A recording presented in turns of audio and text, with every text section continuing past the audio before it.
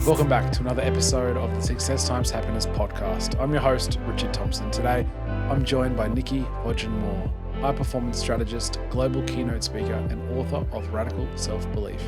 In this conversation, we dive deep into leadership, self-awareness, happiness, and what it truly means to take radical responsibility for your life. You'll learn how to lead yourself first, embrace hard things, and redefine success on your terms.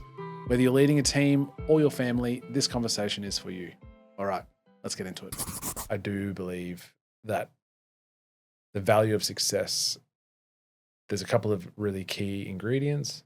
One is sacrifice, one is hard work. When I talk, I ask the audience to think about what they've achieved in their life. Remember, like what's been the top 3 things they've achieved.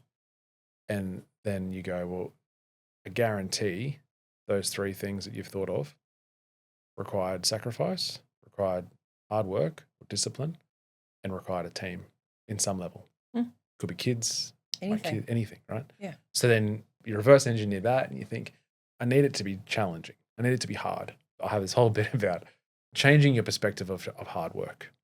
Oh, yeah. I mean, we're on the same page. I've said it about before in episodes that you go into our house and you ask any of my kids, what do we do in this house? And they roll their eyes and go, we do hard things. Stop thinking that's a bad thing. And it's challenging. I like that. I didn't see anyone pulling a freaking horse with a plow and 17 kilos of dirt all day long these days. Do you know what I mean? So 100%. And, yeah, 100%. And life is becoming so convenient and so instant. There's no wonder that the idea of hard work is tainted with a negative brush. Well, that's just propaganda. And it's also human nature to want to choose convenience over. But is it? Well, it's probably now. The thing was before there was no choice. That's right. So it's like water always finds a way through its easiest path. So I think this is a really relevant discussion, certainly with what I work with. And, I've worked now with hundreds of thousands of people in teams for the last 20 years from all different, and it doesn't matter what you put in front of a person. Inside a corporate environment, you'll get a mini community. You'll get people that want the change. You'll get people that hate the idea of it. You'll get people that white ant it, that refuse, that you'll get the victims, the narcissists, the believers. You'll get it all. Yeah. It doesn't matter what job title. It's just that we've got representation of humanity. And now we've got a bigger population. We've got billions of people. There's so many variable factors that go into our human behaviors at the moment. And so this podcast could go in various different ways. And that's the thing, this topic is so big. And I'll come back as many times as we need to start going, where do people have self-accountability? And what we've done is we've trained blame and shame inside society to be an all-inclusive beige. I talk about soggy pieces of the puzzle. And so a lot of people I won't coach a lot of people, and I won't be right for a lot of companies, because we're not here to roll something out that just ticks a box. It's going to be confronting, and it's going to be about self-leadership. But if you don't want better, and the same thing with the fact that it takes a bottle of water to prompt, no one really cares. No one actually thinks about the fact of all the shit garbage they're talking to the LLM and creating their brains. And I don't want to talk to Richard 2.0 right now. I want to talk to you. So where there's so many areas of this, from a scientific and neurological, a quantum physics, a behavioural, there's everything. And I think what we have to do is set the scene a little bit, and then I can answer some of your questions, but, we can go as deep as you want. But if we don't recognize those that meet us in the middle, those that do step up, you can't save everyone, but people are worth saving and they are worth investing in.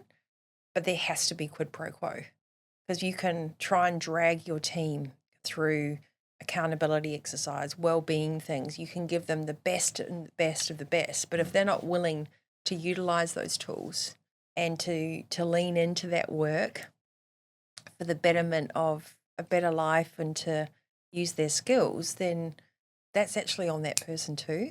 And my worry is now, is there work to be done, unless you're, let's say, putting aside the dark triad and the people that genuinely don't want to improve themselves or the world. That percentage of the the people who listen and say, well, who aren't for you, is that a self-worth issue for them, in the sense that obviously we're aligned in the sense that we're growth mindset and going, well, if I'm flawed, but I want to be better. But you're not a victim. Yeah, I know, but I'm saying, there's a filter. Sure. But I think that the coaching industry, the podcast industry, the self-help industry, the development industry is a bit like the diet industry. So here you are. I was on the speaker circuit for many years, and when I started every talk, I'd say, look under your chair. And if I would look, and I'd say, there's no tic-tac. There's nothing under your chair that will instantly. So with DiMartini, and he was actually on my show years ago. This is my 700th podcast today. Isn't that crazy? Holy do. Yeah.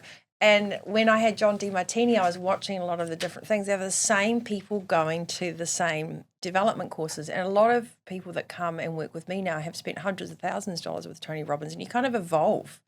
And you think, when you listen to someone, you go, I really want that coach, or I want that great board of directors or whatever else. But if you're not ready to get the value out of it, sometimes you might think you want it, but you're not ready to hear it. And I think you've got to be ready to be really self-effacing and go, truth isn't always pretty, but if someone's genuinely wanting to impart knowledge and put you in the best position for yourself, so not put a program in front of you, but really coach you to be better, that is a personal relationship, and that takes two people building trust, and that is a relationship with a company where it can't just be overnight. You can't just have a workshop and then everyone's suddenly freaking changed. You've got to create trust. You've got to not pull the wool out from underneath people and give them a chance to go, okay, well, this is actually something I can lean on. And then you've got to meet people where they're at. And I don't think it's that there's no judgment around it. It's knowing that people have to be ready to take the challenge on, and then you've got to meet them at the point they're at. Because otherwise they can't put a solid brick in place, and they're just going to do everything on the outside.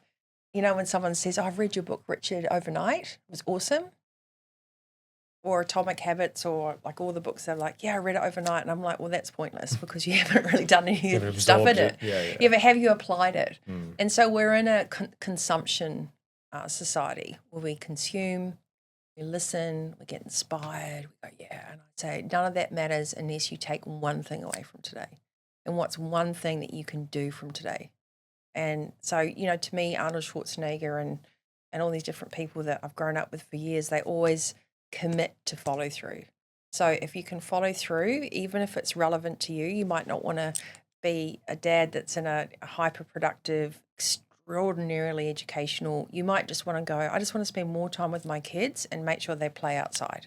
And we're going to go and do soccer, and I want to walk them to school, and so I'm going to start work at this time. Like, what's important to my family? People aren't asking these questions. So that we're running this modern landscape on a 1960s operating system.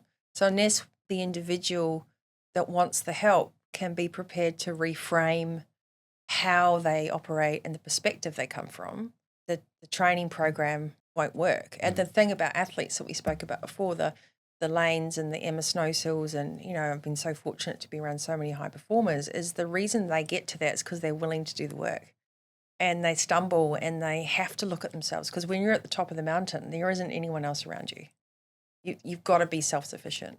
You have to find that extra tank that lasts 3K. We've done those midnight runs, and I always sign up for things and then go, I've got that's 2K swim on Sunday. I was like, what have I? But I think people say I'm crazy, like I'm addicted to pain, but I think it makes me feel alive to experience and to see what I'm made of, and you're cognitively continually learning, and that type of function is the elixir of youth. It's the giver of vitality. It's the user of our brains. It's oxygenating, and that's the problem now, is that we've shut off majority of our cognitive function as a society. We're not making self-led decisions. We're not asking ourselves what it really feels. And therefore we're we're building towers on quicksand. And so there'll be a coach for everyone, but if your coach is just billing hours with you and coming in and nothing's changing, then you've got to ask yourself, what do you want out of it? What's your experience been with high-performing leaders and their relationship with themselves? Because I play with this, in the sense that you go, well, the self-development category isn't significantly old. It's probably been early 1900s when the first iteration of that, and maybe I'm not going back far enough in my history books to see there might have been a Tony Robbins-esque in the 1800s. Socrates or something, yeah. I don't know whether he's doing it for anyone else but himself. But not to suggest that growth mindset wasn't obviously innate. I think all those pharaohs and people that like built cities were sort of motivational coaches in the end because they had this way of creating stuff out of, but the idea of development. Yeah, and your relationship with you, I think that if, can you have a great relationship with yourself and still play the victim? Probably arguable you can't, because if you cared about yourself like someone should, then you would probably get yourself out of that. That's a very broad statement though, because I think that constantly your subconscious is so clever. It's like Bob with the remote, and there's many layers to self-awareness. And when you catch yourself, sometimes there's programming from way, way back that you didn't even realize until you get to a certain level of awareness and radical accountability where you're never going to completely eradicate some of those judgment, feelings, fears, whatever else, because they're a natural state of what keeps us alive. So that word victim at the moment is heavily used. Like you can't be a victim, but sometimes even the greatest and most aware people have a moment where, of course, and I think that's the thing, is it's an evolution of the layers of radical self-awareness. Right? Absolutely. So you can have the ability to see in your mind's eye, I am being the victim at the moment in this situation. Yeah. Be aware enough of that fact. Yeah. And then have the skills and the toolkit to be able to get yourself out of there and get back onto the And are you hero. asking if the peak performance leaders that I've worked with had a certain percentage of awareness before they do, like when they come in, how self-aware are they? Like, do you need to be self-aware to do development, or? I think it's probably more so of this understanding the limitation to the general population. And as we said, I think we're all leaders in all different aspects. Where is the genesis of the work? Is it I need to have a better relationship with myself? Or is it simply I just need to be more self-aware? Because I could imagine you have a really high-performing athlete or anyone in business be a great leader or a great performer and have a terrible relationship with themselves. Because that's one of the life's journeys, wonderful traits of not having great relationships with ourselves. Because you said, I could just be focused on telling myself that I will get up at 6 a.m. instead of sleeping until late, let's say, because that's what's going to improve my life, or spend more time with the kids, be more present with my children. And then you fail to do that after 3 days because you go back into the normal things, and then you hate yourself for that, and you go down self-deprecation. Exactly right. And so that's a fairly common reaction, and you don't want what you've put out there badly enough. There's so many layers to the question you're asking. Is that I don't think they're mutually exclusive moments, and I think when great leaders of any age, title, tenure, situation, you see leaders of kids at school and playgrounds, and leadership is an action. It's not a title. It's a sense of responsibility that you have to be the best version of yourself and those around you. I'll put it a different way then, Nick. Can a great leader not be self-aware? And the second question then would be, can a great leader, or must a great leader have a great relationship with themselves as well? I mean, the unified answer to great leadership is radical self-awareness. There you go. A successful leader, financially, or whatever, it comes back to what do you define as a great leader, which is what that's why I wrote Super Leaders. I was like, what defines leadership and what defines a great leader? And if you're not actually enjoying your life, and, the Fitpreneur was how to be the CEO of your life and your business, and then now it's like healthy, wealthy, and wise, the trifecta. And then now it's like healthy, wealthy, wise, and happy. No one scrapped happiness off the list. In fact, that should be on your P&L. So it's leadership is that when you turn up to school, your teacher is there and present. Leadership is being grounded. Leadership is being able to make your own decisions. Leadership is leading by example. Leadership is friendship. It's not dictatorship. Sometimes you need direction. The thing with leadership is you have a great deal of responsibility. And sometimes leadership is mistaken as being forceful, or leadership is mistaken as having it all. Whereas 99.9% of the founders and CEOs and the people that I work with constantly care about everyone in their ecosystem. And that's why I wrote about that. It's not martyrdom. We need to mentor and we need to have clarity, but we need to know that you've got to put your oxygen mask on first, like what you're doing for your kids and what you're doing for your team. But in order to do that, you have to press pause every now and then and check your coordinates. And with all the world coming in and all the noise and constantly being stimulated, nobody has a chance to check their coordinates. How often are you thinking a good leader does that, or a super leader does that? A super leader does that as often as needed. Like sometimes I will micro pause with it. If I'm having a particularly, my phone number ends in 911. Yeah. I love that for you. And I was thinking about this morning because I had a bit of a rant on Instagram. I was like, for F's sake, I do not want to be on LinkedIn with a AI twin of someone. I don't want you answering my text messages. I don't want to turn up.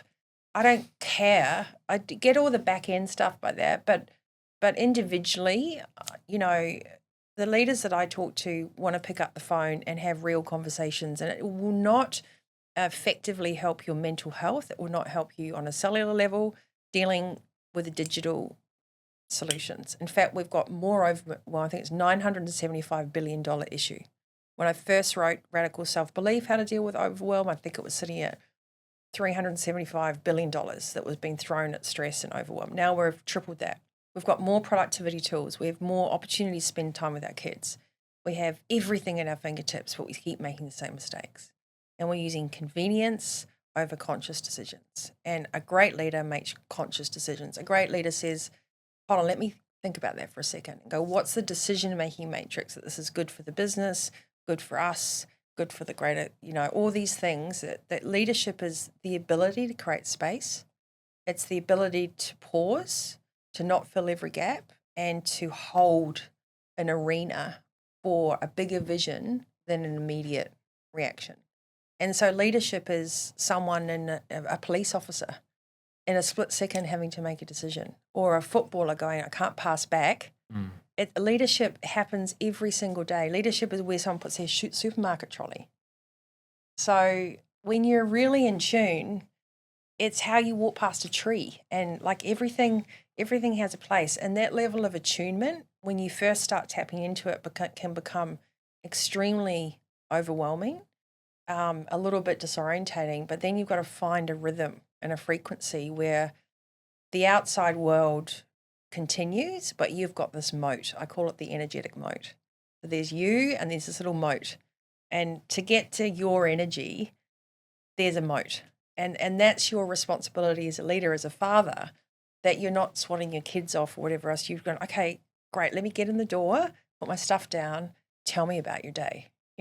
You're creating a moment and I think leadership now, we haven't defined leadership. We define it with MBAs. We defined it with archaic kind of academies of board of directors and, chair this and all these kind of certifications that weren't dealing with emotional intelligence. They weren't equipping leaders like we equip our athletes with the mentality to, before you do that cliff dive, breathe, visualize. You've practiced this. We never equip our parents, we never equip our CEOs, we never equip our founders with the very tools to make conscious decisions.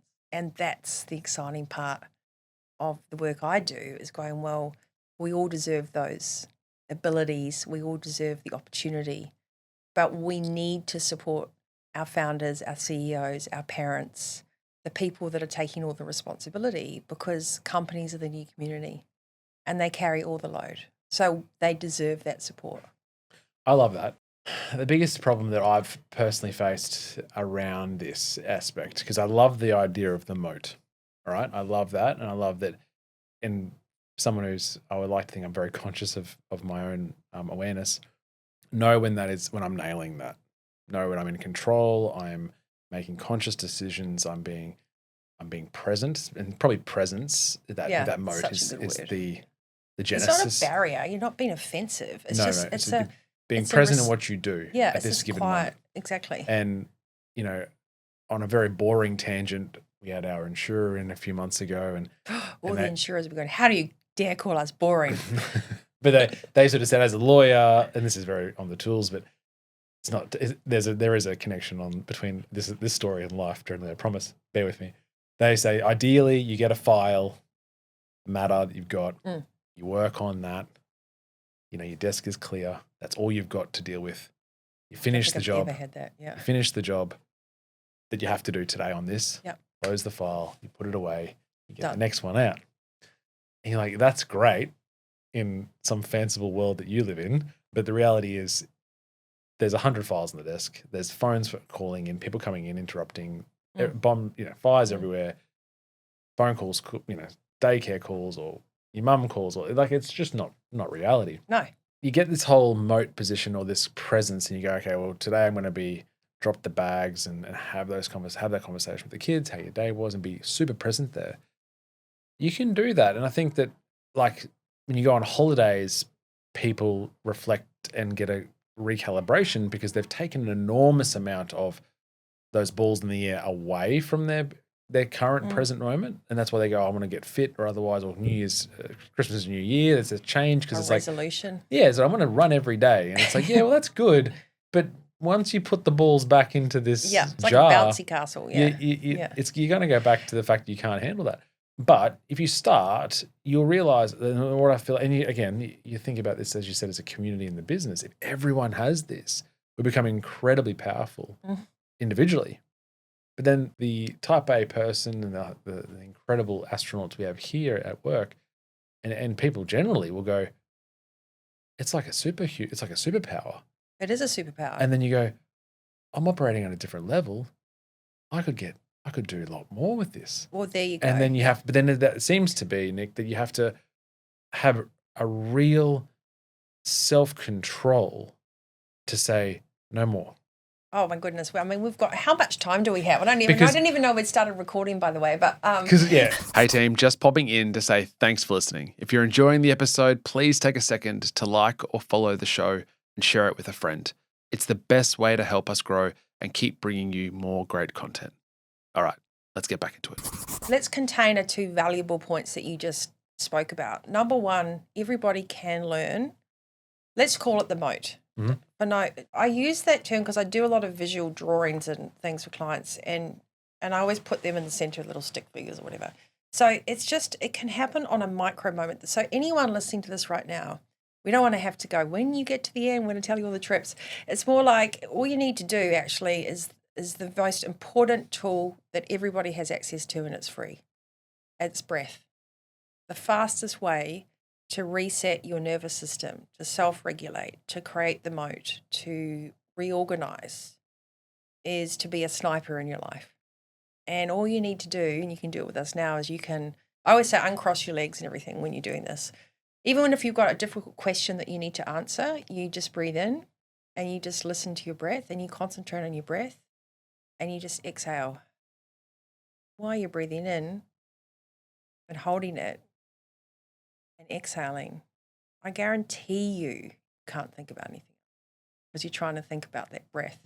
Now, without breath, nothing exists. So we've got more apps. Apple just launched, you can build your own app, whatever you want. People can do whatever they want. Scary idea for some people. That's not going to help. Because if we don't help people come back at any moment, like, is it Kim out the front? Mm-hmm. She had like lots of people in reception in a small area and a young baby. And so just press pause. Even I just tell my team, put a Post-it note on your thing, just press pause. So you're really pausing like you would a video or anything else. You're not deflecting. You're not distracting. You're not putting more things in. You're just taking a moment. And the guardrails on the container too is, my question to everyone is, if you've freed up this time and you're becoming more productive and you're becoming calmer, what are your non-negotiables that you have in your life that it is enriched, it is happy, it is well, and it is consistent? Because whatever you must do is sustainable. You can't binge fitness. You can't binge time with your kids. You can't binge eat well, right? That'll just be this, centrifugal force when airplanes at a certain moment, you're just going to crash because it'll just spin. And that's what people have. They go, I've just been to Tony Robbins. I've come back. You have to go. I was 3 days there. My life's changed. And I'm like, I call it the Tony Robbins effect. But 3 years later or 2 weeks later or whatever else, nothing's changed. So I think we've got to remove massive statements and come back to micro wins so that everybody in the office, no matter what their title, whether they're cleaning up at the end of the day or a legal assistant or an accountant, has a win that they feel relevant. And that not just because you're a super manifester or a super goal setter, a lot of people won't be able to speak up in environments because they don't even know what they want. So you say to people, right, we're going to do a workshop with Nikki. We're all going to figure out what our utopia is and our non-negotiables. A lot of people will panic. No one's ever asked them what they wanted. No one has asked, what does great look like for you? Yesterday was the anniversary of a massive bus accident at boarding school. It was my first term. We were coming back, I think I was 11, not 12. And I said, oh, God, I hope we don't crash. I had this feeling that we were going to crash. Big steel bus, all these girls from Frimley House. I could smell it. I was like the third seat back, and there was this massive screech. And I had like allergic reaction to something on the grass. So I was in this thing going, oh, my God. We still had to drive back. And I was a 12-year-old girl on a school bus trip at boarding school, first term. I think I was in the cricket team or something. And I knew that this wasn't good. And I said, dear God, please don't let us crash. And then there was a huge noise. And I've still got bumps, scars, everything from it. And all in an instant, the screech of steel and this bus flew up in the air. I hit my head. All the people from the back threw forward. And then we went down a 30-foot cliff. And ages later, I woke up, but I was underneath the wheel of the bus. Someone else was on top of me and that person didn't make it. So I'm this tiny child, chaos everywhere, and I'm thinking the bus is going to blow up. And so I was going, bus is going to blow, I've got to get moved. And I couldn't, and I looked down and my leg was all a mess and everything. And I'll never forget yesterday when the anniversary popped up because an ambulance driver had sent me an email to say, hey, I found your details. I was the one that sat with you. I won an award for bravery. And I thought, wow, I'd forgotten about this bus accident. Because when we went back from this horrible thing, 5 people died, was very horrific. I won't go into the details. I realized that not once did someone say, are you okay? Are you okay? Not once did someone, we had to go by bus to the court case and testify at boarding school. And so because the smell was just so terrifying, I remember sitting there, and sports activities, everything was by bus. So boarding school, Anglican school, very strict. Some of the senior girls didn't survive. I was a junior, so you get taunted going down the hallways going, how come you're alive and so-and-so isn't? And it's pretty, and you're at boarding school and, and there's no counselling. And I look back on that time and I think, wow. At 12. Oh, yeah. It was, so not only did that, my parents there was stuff that came out later where the parents didn't really get told stuff, and they were all hours away. This is a boarding school in New Zealand, and so a lot of farming families sent their kids to boarding schools. But I don't ever remember being asked if I was okay once I got rehabilitated and went back, because it was months. I broke my back, I think, if it was okay if we went back on a bus. So I had to come up with this mantra and clinging on to the things. And I just had this vision of me yesterday going, wow, there's a 12-year-old girl clinging onto the steel in the same third row seat. With the accident. Going, MOM, mind over matter. And that was what I would chant all the way there, all the sports things. Like, I look back on it, I think that would never happen now. But I think that what has made you in this world now, if you're listening to this and stuff, what people do is they compare and they go, well, I'm not Richard, I'm not an ultra marathon runner, I'm not a founder, I'm not a CEO, I'm not a whatever. It doesn't matter, you're a you. And everyone has to be a strong piece of the world's puzzle. Everyone has an ability to add value. Everyone is a leader. Everyone has something magical that adds into a unique tapestry of personality, of story, but we're so confused about how to show up and what great looks like and what's successful that we've forgot that being alive and getting up in the morning and grabbing a good coffee and walking the dog and having great friends and having healthy kids. And I mean, I signed up to do so many sports because I nearly died. I think I've nearly died 3 times. And So when I'm running a Noosa triathlon with no training, which is stupid, I'm like, this is crazy. How is my body doing all this? So I get to as a mentality. As against I have to. And I don't even know why I told that story, but I told that story because somebody out of the blue found me, and it made me remember such a huge event in my life that I never put any focus on. And then through that Calvinistic time, if you had any injuries, I remember on the snowboarding trip, I broke my tailbone, and the teacher said, "Don't worry about her. She won Best Actress." And that was the environment that I grew up in. Wow. We now have lost our ability to check in with people. So if you have a room of 250 people that you're holding a conference for, and you want everyone to step up and say, what do you want? What does great look like? What is success? 99% of the people in that room have never been asked that question. Most founders and CEOs and parents have never had a moment where anyone said, what does your ideal day look like? What do you need? Everyone's in survival mode. And until we can get clear on what matters most, and that might change, your vital ingredients and your time with friends or being more time with your kids, because it's only when you don't have it and you get sick or something horrible happens and there's a threat of it being taken away that you realize how important it is.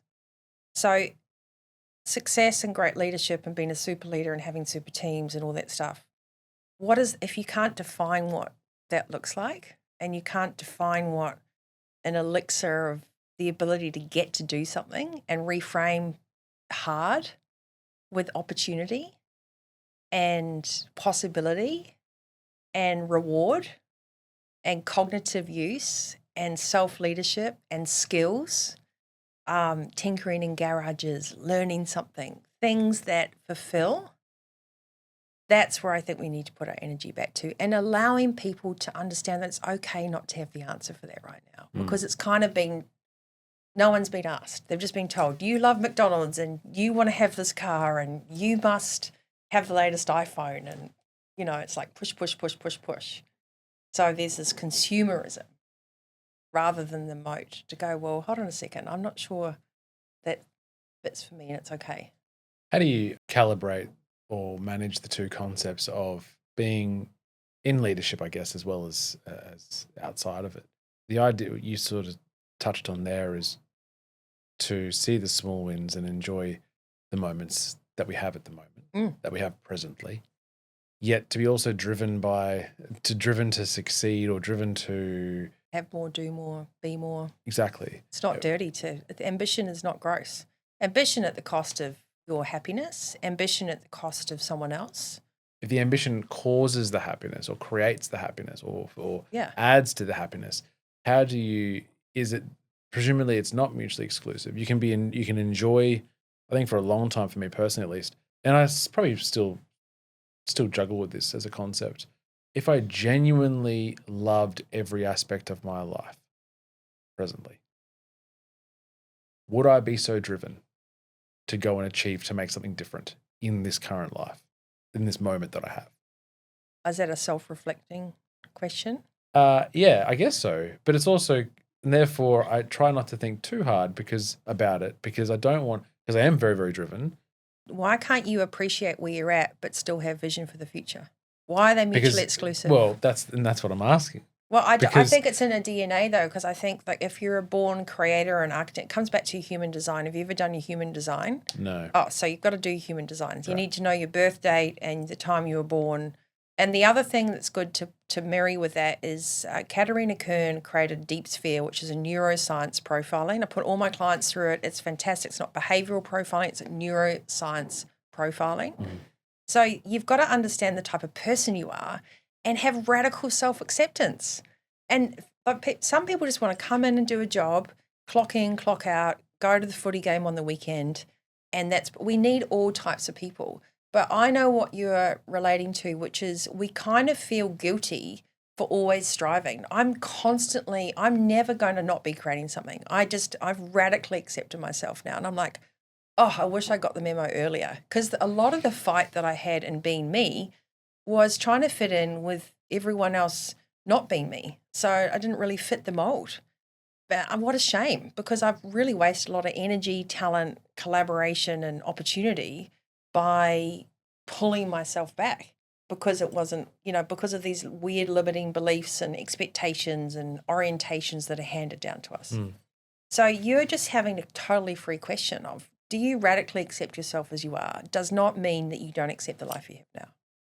It is a purely beautiful alignment of loving what is and constantly and having that ability. As humans, we have the ability to continually create, to evolve. We are unlimited. It's quantum physics, it's neuroscience. We're so smart. Yet now we're handed this over to AI. So the joy that you have to create what you're doing here, how you bring your team together, how you still care for your clients, but you think, wow, I've just got this crazy idea. Yes, freaking go for it, because that humanity, and then that brings everybody else and just allows them to sit in their place on this big world puzzle that we have. Do not be a soggy piece of the puzzle, because what happens is it goes like that. So I always tell teams, the last 3 years I used to do the Top Gun in I've got the flight suit, my name's Sparkle or Mojo, depending, and we all get superpowers. Every single person in the organisation as a team fills out a card.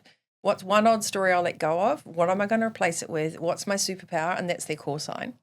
And for some people, they're just really good at like dealing with difficult customers, right? And then we come up with a really cool maverick sign for them. I just own that. Yeah. So I think the question you're asking is it okay for me to be happy with what I have now, but constantly strive to do something? Yes. Yes, yes, yes. Is it okay for someone in the office who just wants to clock in, clock out? They don't want a very stressful job. Yes, because you need those types of people. We have to allow people to understand that if you are shown who you are, embrace that and give people some understanding. The way to do that is not through 16 personalities and behavioral testing, because that's conformative behavior. It is through neuroscience and understanding your original DNA. When you like to eat, when you like to get up. I'm not a late person. I'm an early morning person. I snack. I'm not a big, heavy meal person. Everyone knows that come to my house, please don't bring fruit platters and stuff. I'm not Martha Stewart. So I radically embrace all those things that make me me, and then someone else gets to do all the things that they're really good at. Terrible examples. But as leaders in a family, we have all these different personalities in a family. Even your dog has a personality. Allowing kids to become and evolve and understand and not feel persecuted and performative, and to all the things that we wish we learnt, and to fit into an education system and a language system and a way to identify what our needs are and our skills and our creativity, and to be shut down because of it and then have to go to a device because they're finding friendships through WhatsApp and these little microbots that are coming up. That is a major concern for me, that my clients and things, I think they can get full service counselling from LLMs, because there's nothing that beats a cognitive human connection on a cellular level. And we must remember that while all the things that are coming out and the Jetsons is now real, we have the ability to be more authentic than ever. And that radical value, the way you show up, the handshake, the moment with your kids, and understanding that independence that comes with being so individual is where you can harness your superpowers, But it's not a one-way street, and it's not a one and done. It is, which is why you need moments of pause. And we are never without persecution of what we should be thinking. The radio, television, billboards.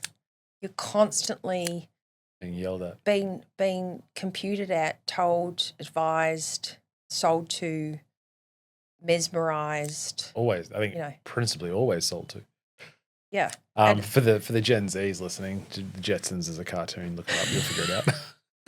I don't even know what it was. I've never seen it before in my life. No, I'm just lying. Right. I was like, I'm age neutral. It's not that I'm not proud of my age, but I just feel like I don't want to be put in a box. Sure. Lottie called me Benjamin Button yesterday. She said she's ridiculous energy. And I'm like, yes, and I'm done apologising for that. Being energetic and having goals and having passion for life does not dilute your intelligence. Mm.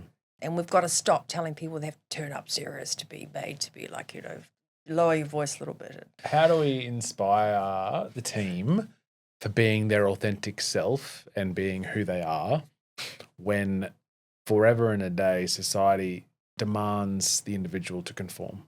I think before you even run an exercise like that as a company, you've got to get clear, or as a family, because it's the same thing, right? Why do you want to suddenly give people a space to feel authentic? Because when you can figure that out, you can create a safe evolution of those discussions. And you've got to understand that you need to follow through when you have provided a moment in your family environment or in a workshop in an office where you say, we want everyone to bring their best self to work or to be yourself. Like, okay, what's the catch? So you have to think of a bigger raison d'etre. Like, what is your utopia? What do you want for the culture of your family? What do you want for the culture of your business? Why is that important? And then you walk back with those tools. I think what happens is people deploy those questions, but we don't have a way to nurture that. And once it's out there, how do you then reward that? How do you nurture those individual things? And there are some companies that do it really well. Like you can have the wall of fame where you've got everyone knows their superpowers and then that goes up and you've got to constantly make it visible. And we've got a thing called the Wins and Grins board where you can nominate someone inside our team that's helped you from different, and it's just like a little heart and like Lily was super helpful today or Marielle did a reel for me or whatever. So once people have shared what's important to them and their unique superpowers, then we have to celebrate those good things and bring out the quirkiness, but still be productive. Mm-hmm. Bring that out. If we don't do it in an environment with a strategy behind it, it can actually go the wrong way. And if you do it when you've got white anting in an environment, it can turn into bullying. And you might create a safe environment at Thompson Legal, but you don't know what that person's going home to. So sometimes people can feel safe in a work environment and they don't feel safe in a home environment. So I think as leaders and organisations running anything, we just have to slow everything down going, can we run this as a thin red line and a heartbeat inside our organisation that we're always coming back to those three values? And that's what we're doing now. We've reset a lot of performance dashboards with our clients and there's like we do the whole year of communication. Once we've done a workshop, everyone has their core signs, but we keep revisiting it and we choose a month. Every month has a theme and then we just double down on it and we go back to it. And we have the same format and then people, just like matches do, just like training does. But it's like an Olympic program. You're only going to do 70%. John Ackland, did you ever hear of him? So when I got my first triathlon program, it was John Ackland that gave me my first triathlon program. And he said, athletes really complete about 70% of a program because you've got life, injuries, illness, travel, unforeseen circumstances or whatever else. Like realistically, maybe it's 80% if you're in a controlled environment. And I think that's what we need to be realistic about when we run programs for our teams and our families. It's not always going to be perfect. But you've got a framework, not a prescription.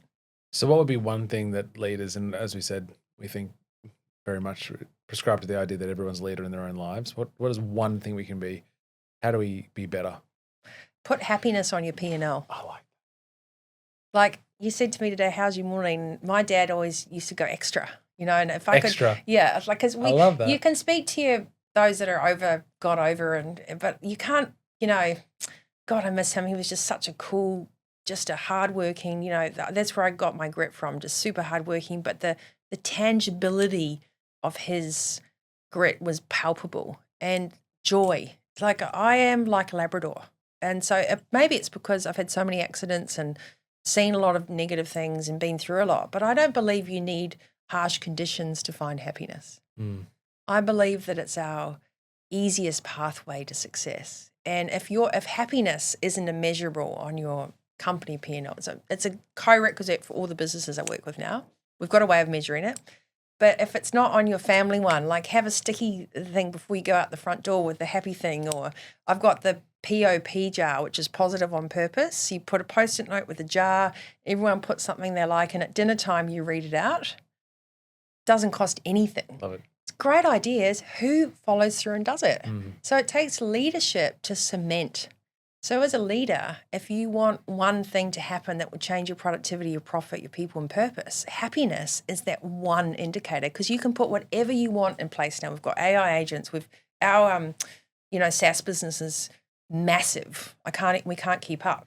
but we put a human connector into everything we do, and we have like it tells you how much water you're using on LLMs and things, but there's a happiness score. Like, it doesn't matter what tools you have, what's the end goal? It doesn't matter what questions you're asking people, what's the end goal? And are you going to be there to keep that consistent reprogramming? It's a neuro-linguistic neuroplasticity that we have to reprogram, that happiness is also priority. It's free. You're allowed to have a laugh. No triangle conversations, no whinging, and replace it with one good thing. And that's leadership. I don't want to hear about that. I want you to change it to one good thing. I don't know about anything. Well, we're not moving till you find something. Oh, I had a good coffee. Eventually people will find something. But if you're a leader that wants to put something on the walls and isn't ready to embody that, then you're not going to make change. I love it. Thank you so much for your time today. I feel like we've only scratched the surface. Before we go, 5 questions, quick ones. What does success mean to you? Healthy, wealthy, happy, and being replete. My number one word. At any given moment, be replete, satisfied for exactly where you're at. Happiness is a big piece of the puzzle, as we sort of discussed. What does it actually mean to you personally? I don't even know if it's mean. I think it's a feeling.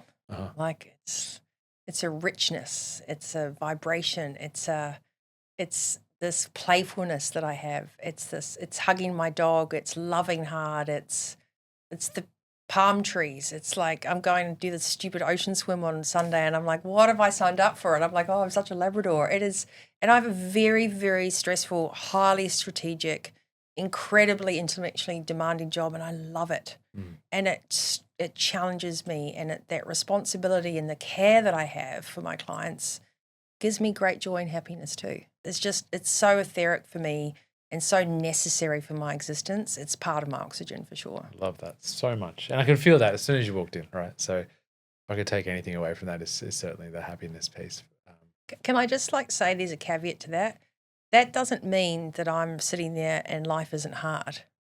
I don't have kids and I'm not married. It's very, very confronting because I've walked off stage, people go, oh, and everything I do, I have to do on my own at the moment. All my decisions, there's no backstop. I don't have a big inheritance somewhere. I'm not like cruising around going, oh, like on a rap video or something. I really have a radical sense of self-accountability, and the buck stops with me. So the happiness is that no matter what, I'm not being shot at right now. I'm not in Ukraine. I can drive home from here back to our office and I'm safe. And if we can't find happiness in those basics, but I'm willing to put the work in, to get up at 4:30 because I love it, to see the sunrise, to do the work, to come and do these things. So I think that don't mistake people's external for the fact they haven't earned that right to be there. I had an incredible guest very early on that said, just because it's carried well doesn't mean it's not heavy. Yeah. And I love that as well. I think it's a beautiful quote. Speaking of 4:30, what does your morning routine normally look like? Well, it is, I'm a before sunrise person. I'm just a morning person. Doesn't matter where I am. I have to go outside, go for a walk or a run. I take the dog, we get a coffee, and then I chat to all the old local people. I hope they didn't hear the word old, but I love it. I'm like my dad, so I'm a creature of habit. Even if I'm traveling, I still get up early and go and find the best coffee.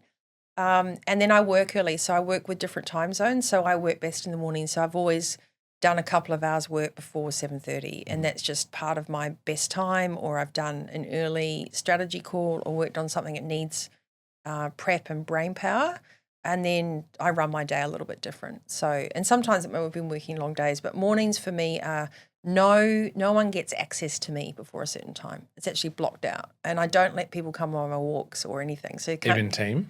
No one can get access to me until I've gone through, I think between 5 and 7 a.m. is no bueno. Like I'm offline. It's just me. I don't want someone, and it's not because I don't enjoy people's company. I just need that ritual, and that sets me up. And I've had that. I'm like an introvert, extrovert too. So if I'm around people all the time, I need space to recalibrate, to moat. Got it. One piece of advice you would give to the world?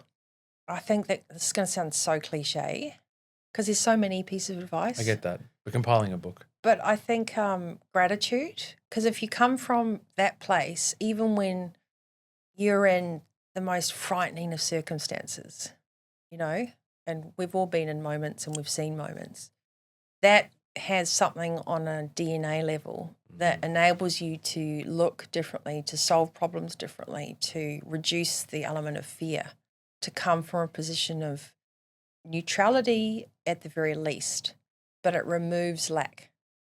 Because when you're operating from lack, it's a very dangerous place to make decisions from. We look at everything going on in our world, we should be grateful that we have opportunity, we have chance, we have connection, we have choice.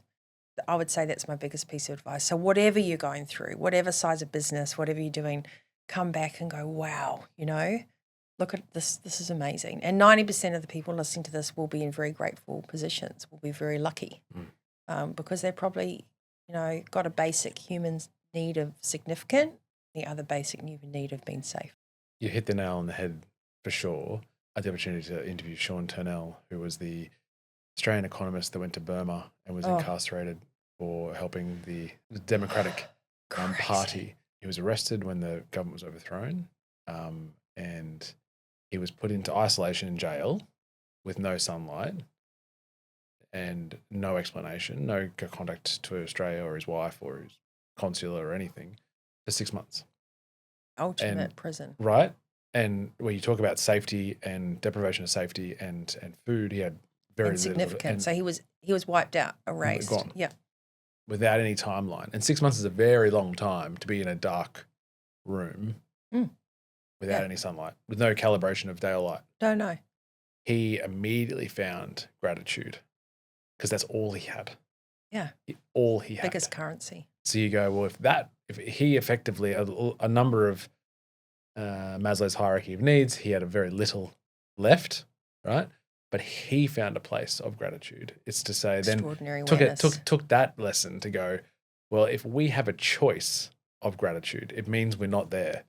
It means we've got something to be grateful for, because on a DNA level, everything's taken away. If that's all you've got left, and by virtue of that, you look up because you are at the bottom.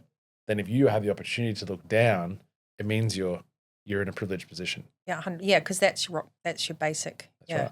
And I think we know, this is the thing between humanity right now. You and I aren't having conversations that aren't what people kind of know. I mean, we all know this.